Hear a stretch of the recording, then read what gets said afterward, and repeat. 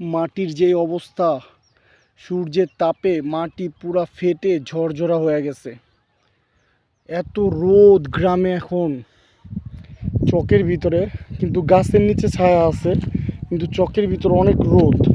তার ভিতরও হলো যে পানি নাই বললে চলে। এই যে ক্ষেতটা পুরা মাটি ঝরঝরা শুকায়া ঝরঝরা হয়ে গেছে। এমন অবস্থা, এই রোদ্রের তাপে ফসলও ভালো হচ্ছে না। গরমের তাপটে গরুর বাচ্চা এই পানিতেই পানি খাচ্ছে। কি যে গরম, উফ।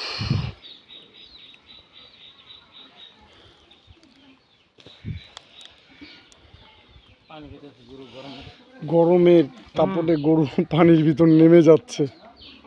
ও গরম।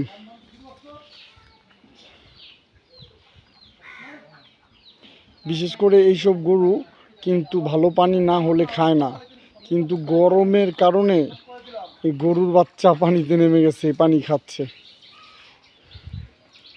পানি খাওয়া শেষ করে গরুর বাচ্চাটা এখন ছায়ার ভিতর চলে যাচ্ছে।